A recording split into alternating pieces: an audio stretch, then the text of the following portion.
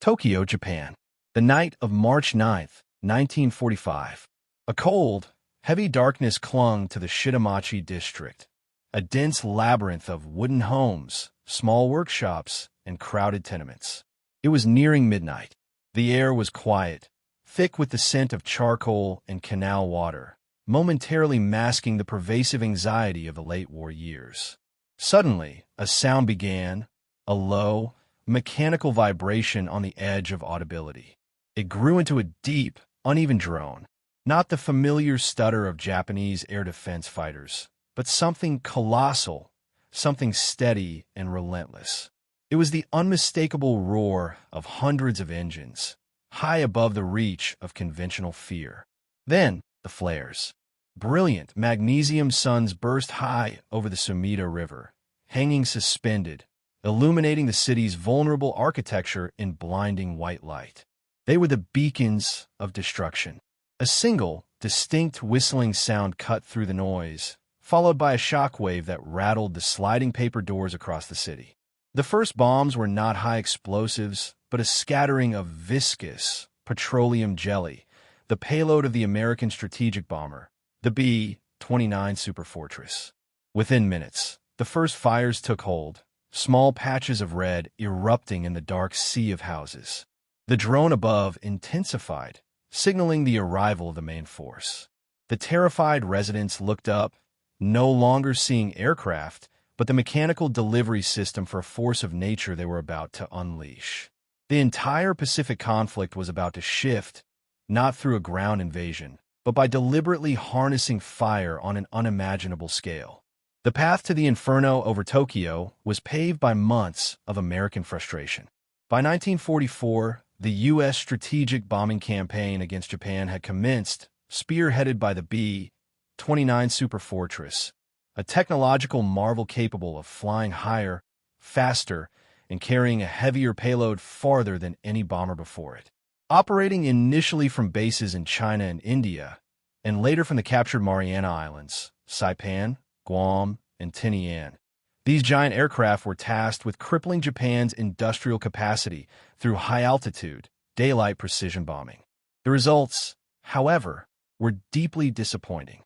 The vast distances from the Marianas stretched the B-29's operational limits, reducing effective payload and increasing mechanical failure rates. More critically, the weather over the Japanese home islands proved a relentless, unforgiving adversary. High above 30,000 feet, powerful jet stream winds, a meteorological phenomenon poorly understood by planners at the time, reached speeds of over 200 miles per hour. These winds violently scattered bomb clusters, rendering precision attacks on aircraft factories, oil refineries, and engine plants virtually impossible. Crews struggled with crippling turbulence, and the low temperatures frequently froze gun mechanisms and optical sights. Compounding the natural challenges was the nature of Japanese industry itself. Unlike the massive, centralized factories of Germany and the United States, Japanese wartime production was often decentralized. Many critical components were manufactured in small, dispersed workshops, known as cottage industries, hidden within residential areas of large cities. Bombing one major plant often failed to stop the overall flow of materials.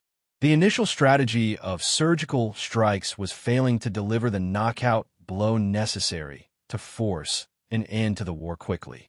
By early 1945, the XXI Bomber Command, based in the Marianas, was burning through resources, suffering unacceptable losses, and delivering minimal strategic damage to the Japanese war effort. A fundamental change in approach, requiring immense strategic audacity, was necessary to break the stalemate in the Pacific skies. Command recognized that the target was not just steel and concrete, but the very fabric of Japanese urban life. This realization prompted a radical reassessment of both the target and the method, leading directly to the most controversial and devastating air raids of the war. The failing results of the high-altitude precision bombing led directly to a change in command and, subsequently, a revolution in doctrine. In January 1945, Major General Curtis LeMay, was appointed to lead the XXI Bomber Command.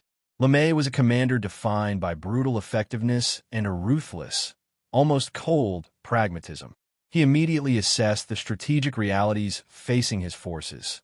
The B-29s could not consistently achieve precision from high altitude, and Japan's scattered industrial base made selective targeting ineffective.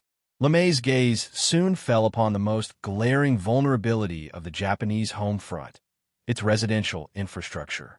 The vast majority of Japanese homes and small workshops, especially in densely populated areas like Tokyo's Shitamachi district, were constructed primarily from wood and paper. They were packed tightly together along narrow, winding alleyways, creating perfect conditions for the rapid, catastrophic spread of fire. LeMay recognized that this urban sprawl was not merely collateral damage. It was the strategic target. By destroying the cities, he could destroy the labor force, the transport networks, and a myriad of tiny subcontracting factories essential to the war effort. The goal shifted from crippling specific industrial sites to shattering the Japanese will and capacity to wage war. This new doctrine required a new weapon. The answer lay in the recently deployed M69 Incendiary cluster bomb. The M69 was not a simple container of oil. It was a sophisticated 6-foot-long cluster carrying 38 small bombs filled with a napalm-like gel mixture. Designed to penetrate the light roofs of Japanese homes, the bombs would detonate a small charge, scattering the burning, sticky gel over a wide area, igniting surrounding materials almost instantly. This weapon, specifically engineered to exploit the wood and paper nature of the target, was the perfect tool for LeMay's fire strategy. The shift in mission was unprecedented. LeMay ordered his B-29s to be stripped of their heavy defensive machine guns and ammunition, saving thousands of pounds of weight. This allowed the aircraft to carry more incendiary payload.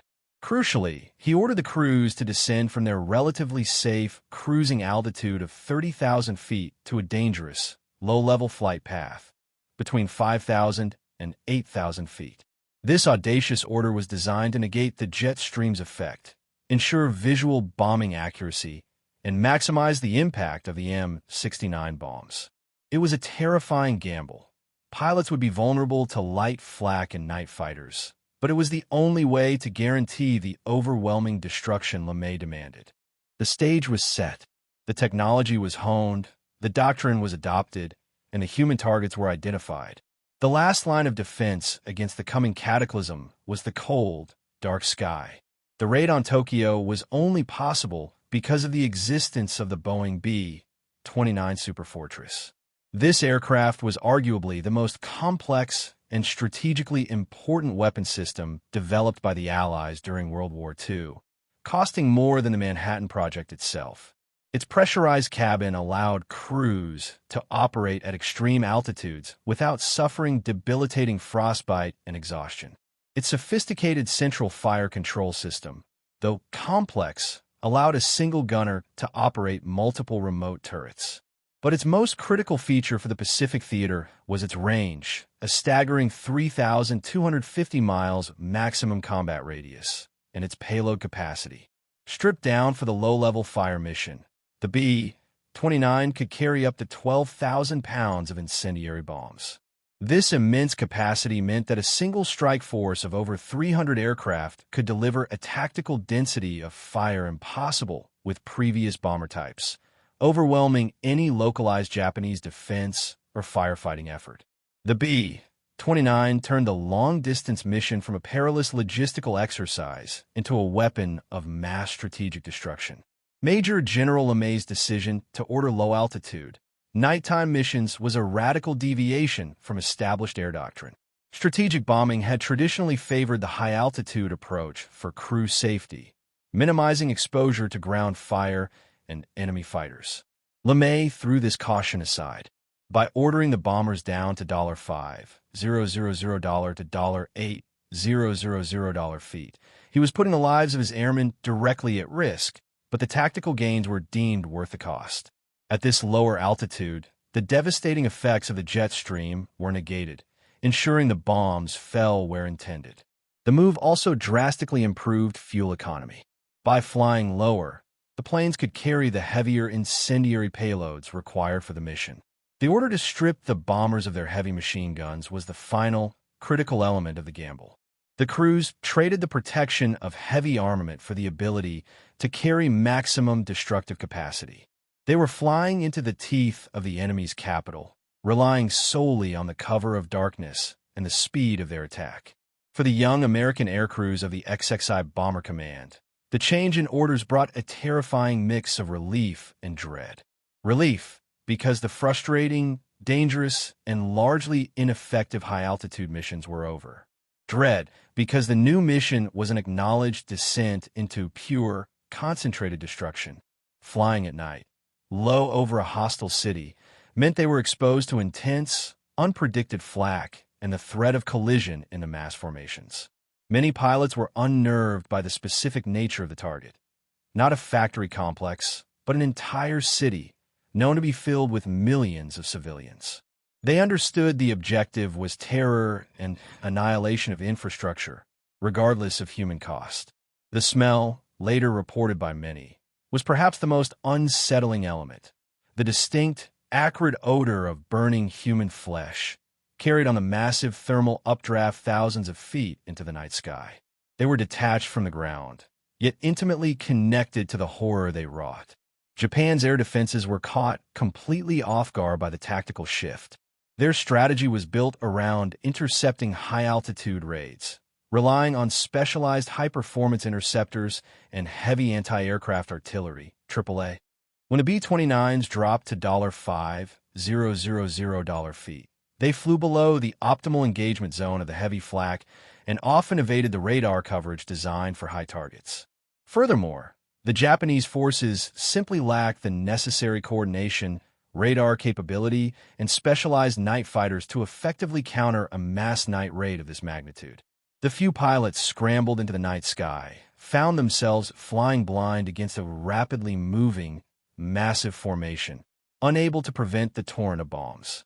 On the ground, civilian preparations for a large-scale air raid were tragically inadequate. Firefighting efforts were localized and poorly equipped to handle a simultaneous outbreak across miles of densely built territory. Citizens were trained primarily in localized bucket brigades and basic fire suppression, capabilities that were instantly useless against the sheer, overwhelming heat and speed of the nascent firestorm. The true engine of destruction was the M69 incendiary bomb. It was a calculated, deliberate weapon designed not to cause explosive shock, but to maximize thermal energy and fire spread.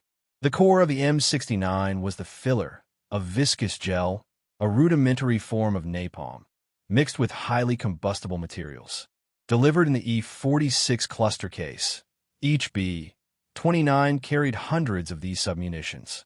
Upon release, the M69 bomb would fall, stabilize, and on impact with a roof or ground, a small charge would scatter the burning payload over an area of about 1,000 square feet.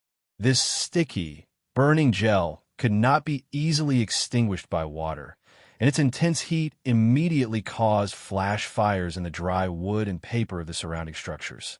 The psychological impact of the weapon was immense. Survivors described not just explosions, but the rapid, unstoppable growth of fire simultaneously everywhere, immediately trapping inhabitants in their homes and streets. The dense, crowded districts of Tokyo, particularly the Shitamachi area near the docks and canals, were not just residential zones. They were the heart of the city's light industry and working-class population. These were the homes of the laborers, the small subcontractors, and the families sustaining the war machine. In the logic of total war, every resident became part of the target. The population was concentrated, living shoulder to shoulder in conditions that maximized fire spread. When the M69S began to fall, the narrow streets and alleyways, which served as vital escape routes, instantly became channels for the fire. The bombing was indiscriminate, affecting military factories, small workshops, hospitals, and schools alike. The lack of open spaces and the density of human life meant that once the firestorm began to pull in oxygen, there was literally nowhere for the millions of inhabitants to run to safety.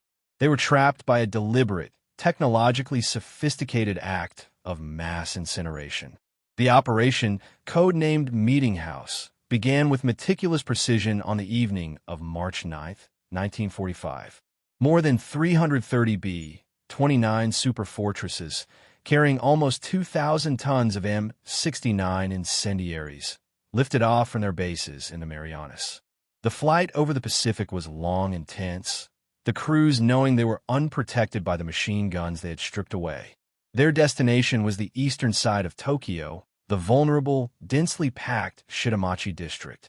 At 0:07 on March 10th, the lead wave of bombers arrived over the designated target area. These were the Pathfinders, tasked with defining the boundaries of the attack. They dropped oil and phosphorus bombs in the shape of a large X, marking the initial aiming points for the main force. The first fires began as controlled blazes, but the speed of the deployment was relentless.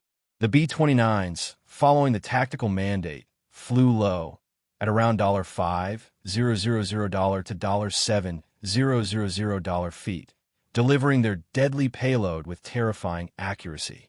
The low altitude negated the winds and minimized the scatter of the cluster bombs. Within the first hour, the sheer concentration of the bombing run, with planes arriving every few seconds, overwhelmed all localized firefighting efforts. The $12,000 pounds of incendiaries dropped by each bomber created not just scattered fires, but an immediate, continuous conflagration. The heat generated by the accumulating fires began to create its own weather system. The air above the city, superheated and rarefied, began to rise with incredible velocity, creating a massive, kilometers-wide updraft. To fill this vacuum, super-cold air was sucked in from the periphery, resulting in ground winds of devastating speed. For the American airmen, the experience was shocking. The B-29s, designed for the thin, cold air of the stratosphere, were buffeted violently by the thermal columns rising from the burning city, forcing pilots to fight for control. The smell of the burning city, an acrid mix of petroleum, wood, and organic matter, rose through the bomb bays and ventilation systems. The ground crew waiting on Tinny and would later recount the lingering, sickening odor clinging to the returning aircraft. The operation was executed with a horrifying efficiency, transforming a massive urban area into a single, accelerating inferno. The fire was now self-sustaining, rapidly consuming the available oxygen and turning the city's streets into high-temperature furnaces. The most destructive element of the Tokyo raid was not the initial bombing, but the physical phenomenon it created, the firestorm. As the heat rose from the concentrated fires, it drew in tremendous volumes of cooler air at ground level. This process created cyclonic, hurricane-force winds, estimated to have reached speeds of up to 28 miles per hour in the narrow, fire-choked streets. This extreme wind pressure was channeled inward toward the central point of the conflagration, feeding the flames with a constant supply of fresh oxygen. The temperatures within the core of the firestorm reached astonishing levels, estimated to be up to $1, 800 carat backslash cert $F, $1, 000 carat backslash cert $C. Metal melted, asphalt boiled. Water in the canals and shallow rivers became scalding steam. People seeking refuge in the small, open spaces found the air itself too hot to breathe. The available oxygen was rapidly consumed by the massive flames, leading to widespread death by carbon monoxide, poisoning, and asphyxiation even before the flames arrived. The sheer velocity of the inwardly rushing air turned the streets into blast furnaces, where wooden debris, and even human bodies, were swept up and incinerated. Bridges over the Sumida River, intended as escape routes, became choked with panic-stricken crowds. Many were either crushed or driven into the waters, where they often boiled or drowned, weighted down by their possessions. The firestorm was now a living, moving entity, unstoppable and indiscriminate. Japanese pilots, scrambled from outlying airfields, witnessed a scene that defied all prior experience of warfare. The entire eastern horizon was glowing with an intense, dreadful orange light, visible for hundreds of miles. They were terrified. The light from the conflagration was so bright that American bomber crews later reported they could read maps inside their cockpits without artificial light, flying $12,000 feet above. The raid lasted over 3 continuous hours, a seemingly endless cycle of delivery, ignition, and incineration. When the last of the B-29s turned east toward the relative safety of the Pacific, they left behind not a burning city, but a catastrophic, smoking void. The turning point of the war in the air against Japan had been achieved not through the precision destruction of industry, but through the wholesale erasure of human life and urban landscape. The silence that followed the drone of the engines was as shocking as the roar that preceded it, settling over a landscape that was unrecognizable. Dawn on March 10, 1945, revealed a scene of devastation unprecedented in the history of aerial warfare. The area targeted by Operation Meetinghouse, the working-class districts of eastern Tokyo, had ceased to exist. In a single night, over 16 square miles of the city were completely incinerated, an area larger than the destruction caused by any previous Allied or Axis bombing raid. The immediate human toll was staggering and remains the most lethal single air attack in history. Official estimates place the number of deaths between 80,000 and 100,000 people, though many historians believe the true figure may be significantly higher, approaching 120,000, as countless victims were completely consumed by the intense firestorm, leaving no remains. More than 250,000 buildings were destroyed, leaving over 1 million people instantly homeless. The firebombing effectively eradicated the localized manufacturing base that supported Japan's heavy industry.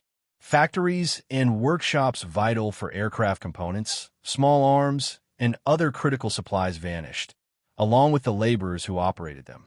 The psychological shock to the Japanese government and military command was profound. Until this point, the government had largely succeeded in insulating the civilian population from the true severity of the war.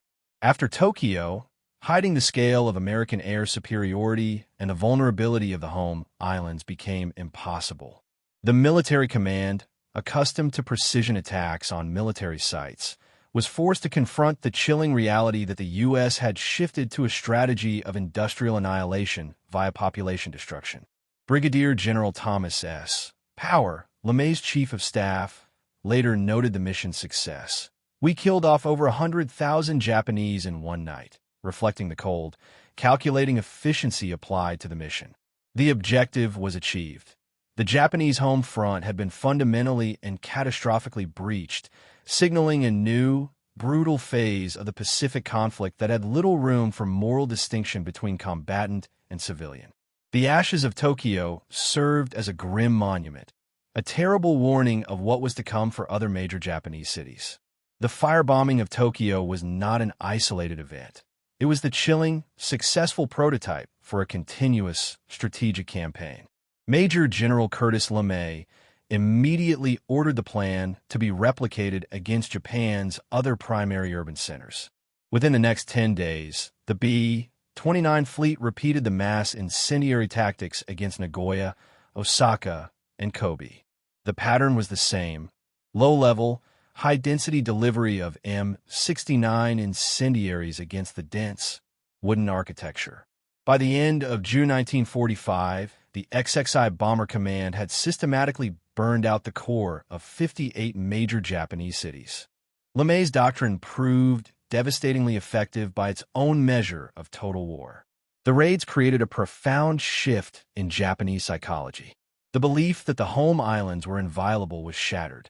Millions were rendered homeless, forced to scatter into the countryside or live amidst the ruins. The constant threat of annihilation from the sky drove deep despair into the populace, eroding support for the military government's insistence on fighting to the last. For many survivors, the fear was compounded by the government's inability to protect them or provide basic relief. From the American perspective, the success of the firebombing campaign hardened strategic resolve. It demonstrated that conventional means could inflict massive casualties and destruction, potentially forcing a surrender without a costly ground invasion. By mid-1945, The destruction caused by fire far exceeded that achieved by high-explosive ordnance, making the incendiary bomb the dominant weapon in the Pacific Air War arsenal. However, this success created a moral and political conundrum for the architects of the new atomic weapon. The firebombing raids had already achieved mass killing on an industrial scale. The use of the atomic bomb, when it came, would not represent a radical increase in casualties compared to the scale of the Tokyo raid, but a radical concentration of the same destructive power into a single bomb drop. The path of total war, initiated by the firestorms, had made the unprecedented seem merely like the next logical step in the relentless drive for final victory. The Tokyo raid was the threshold crossed, after which few limits remained. The ashes of Tokyo, stretching for miles across the devastated landscape, offered a stark, unyielding lesson in the technological efficiency and moral flexibility of total war. The firebombing of March 10, 1945, stands not merely as a single catastrophic event, but as a critical pivot point, demonstrating the capacity of modern warfare to deliberately target and obliterate the civilian heart of a nation. It remains the single deadliest air raid in human history, surpassing even the combined initial impacts of Hiroshima and Nagasaki, an outcome frequently forgotten in the shadows of the atomic age. The raid was a terrifying success for Major General LeMay's doctrine, proving that superior technology, the B-29, paired with a weapon specifically engineered for the target, the M69 Incendiary, could achieve strategic goals where conventional methods failed. It was a victory of physics over urban planning, where the very architecture of a city was turned against its inhabitants. Yet, the legacy of the Tokyo firestorm is forever tied to the ethical boundaries crossed in the pursuit of victory. It dissolved the established distinction between military objective and civilian population, cementing the concept that a nation's morale and industrial labor force were legitimate primary targets. The human anchor of this story remains the overwhelming terror of the firestorm. Not the explosion of a bomb, but the relentless, atmospheric violence of a man-made inferno that gave its victims no place to hide and no avenue of escape. The raid served as the final, brutal conditioning for the conclusion of a war. It demonstrated the scale of destruction the United States was prepared to inflict, setting the stage for the moral calculus surrounding the use of the ultimate weapon. Tokyo proved that the mass killing of civilians could be achieved conventionally and repeatedly. The silence that ultimately settled over the charred ruins was a profound and terrible silence. The sound of an entire district, an entire way of life, consumed by the weaponized fire from the sky.